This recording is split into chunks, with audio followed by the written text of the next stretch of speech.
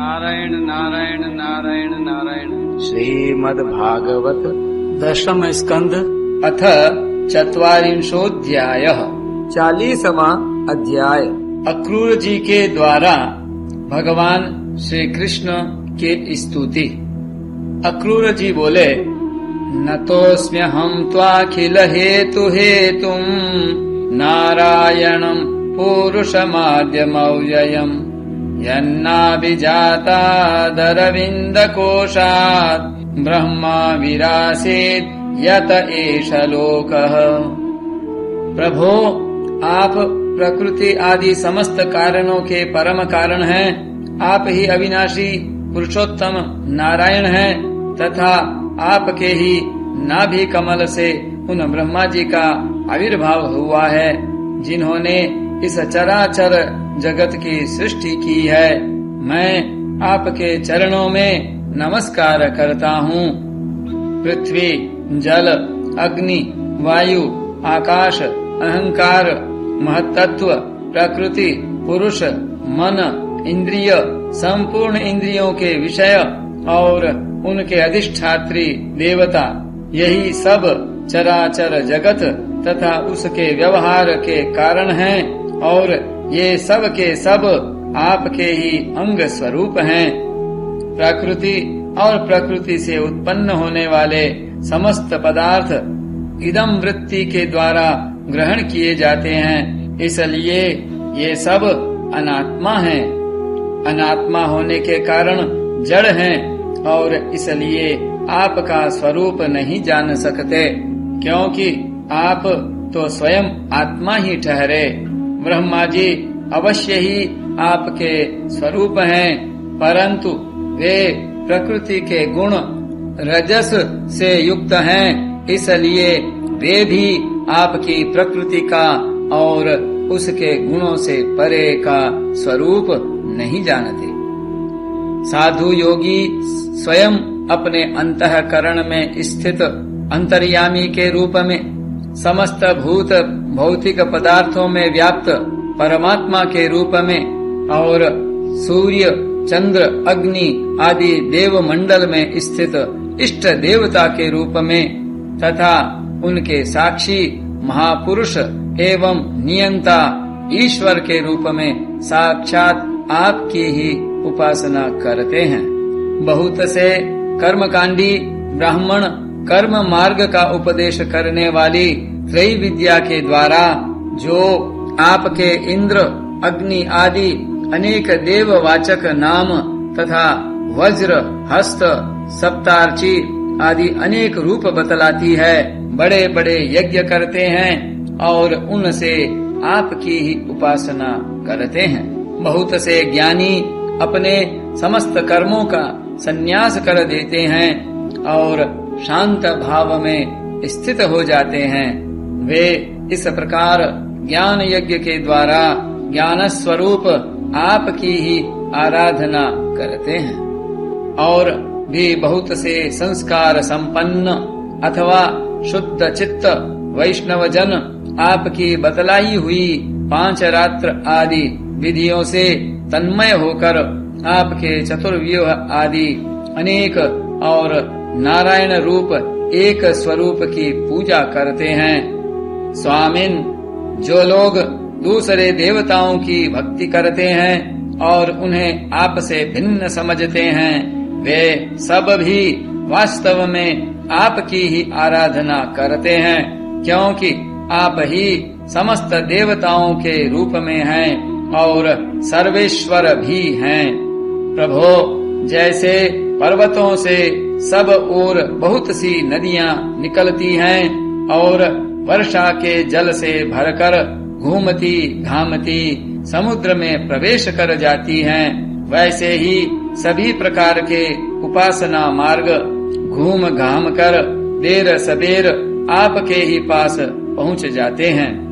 प्रभो, आपकी प्रकृति के 3 गुण हैं, सत्व, रज और तम।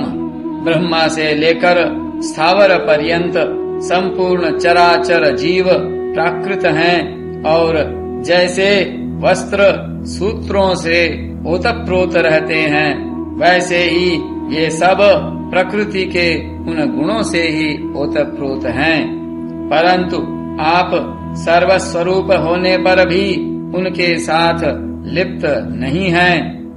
आपकी दृष्टि निर्लिप्त है, क्योंकि आप समस्त वृत्तियों के साक्षी हैं।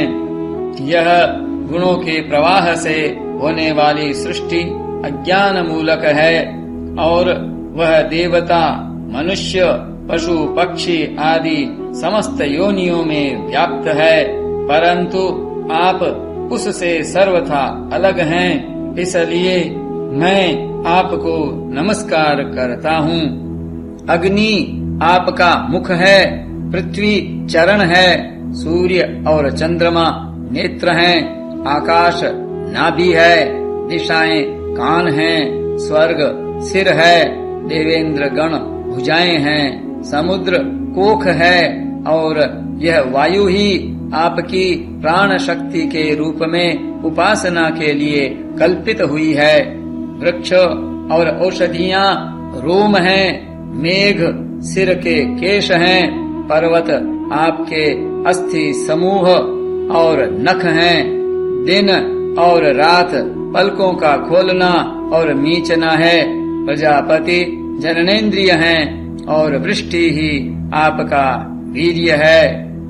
अविनाशी भगवन जैसे जल में बहुत से जलचर जीव और गुलर के फलों में नन्हे नन्हे कीट रहते हैं, उसी प्रकार उपासना के लिए स्वीकृत आपके मनोमय पुरुष रूप में अनेक प्रकार के जीव जंतुओं से भरे हुए लोक और उनके लोकपाल कल्पित किए गए हैं। प्रभो, आप क्रीड़ा करने के लिए पृथ्वी पर जो जो रूप धारण करते हैं, वे सब अवतार लोगों के शोक मोह को धो बहा देते हैं और फिर सब लोग बड़े आनंद से आपके निर्मल यश का गान करते हैं। प्रभो, आपने वेदों, ऋषियों, औषधियों और सत्यव्रत आदि की रक्षा दीक्षा के लिए मत्स्य रूप धारण किया था और प्रलय के समुद्र में स्वच्छंद विहार किया था। आपके मत्स्य रूप को मैं नमस्कार करता हूँ। आपने ही मधु और कैटभ नाम के असुरों का संहार करने के लिए हयग्रीव अवतार ग्रहण किया था। मैं आपके उस रूप को भी नमस्कार करता हूँ।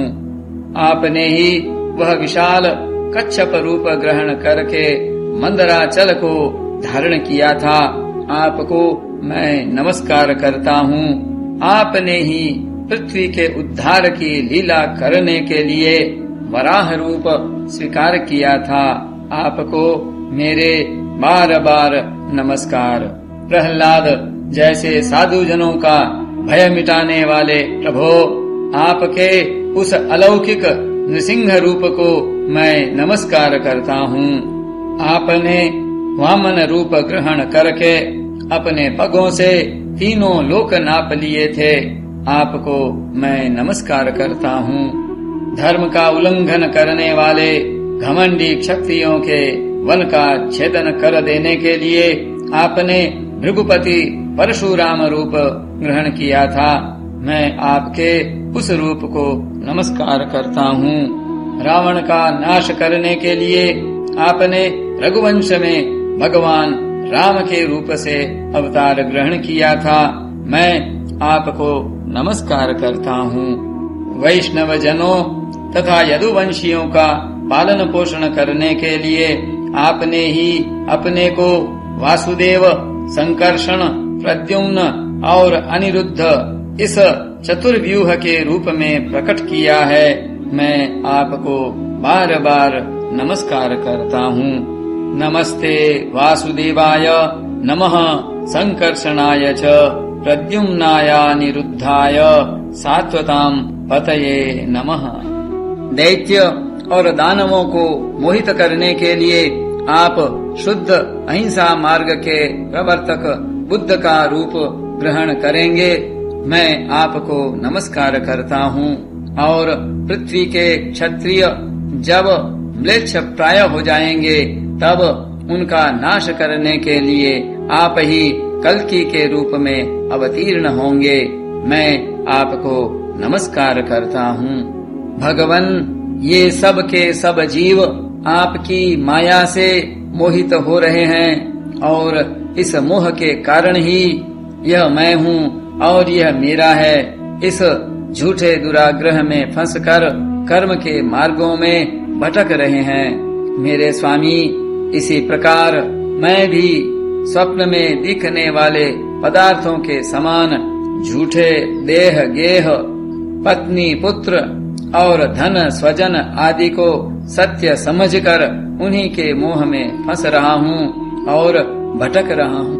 मेरी मूर्खता तो देखिए प्रभो, मैंने अनित्य वस्तुओं को नित्य, अनात्मा को आत्मा और दुख को सुख समझ लिया। भला इस उल्टी बुद्धि की भी कोई सीमा है?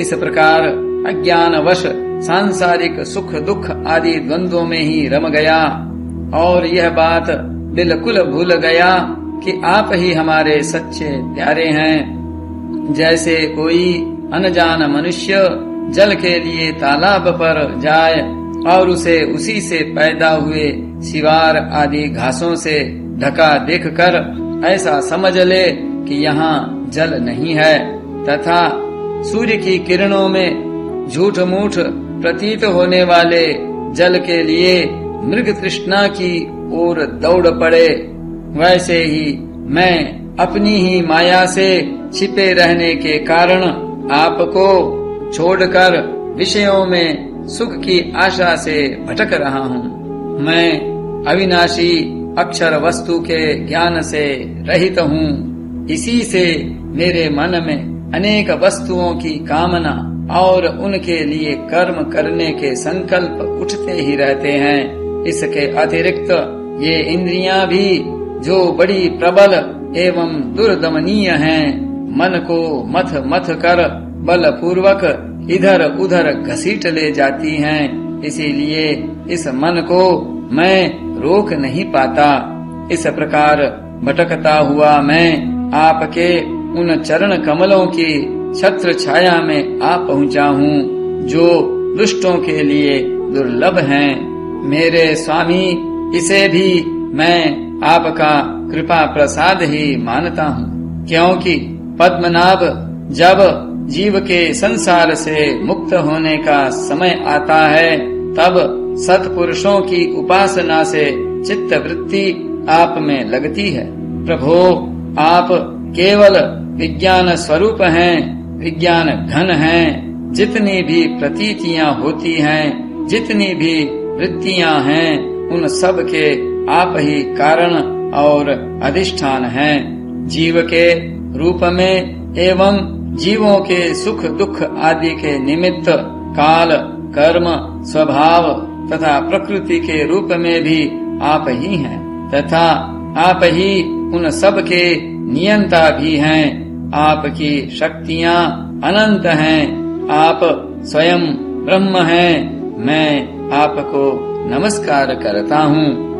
प्रभो, आप ही वासुदेव, आप ही समस्त जीवों के आश्रय हैं, संकर्षण हैं, तथा आप ही बुद्धि और मन के अधिष्ठात्री देवता ऋषिकेश, प्रद्युम्न और अनिरुद्ध हैं। मैं आपको बार बार नमस्कार करता हूँ।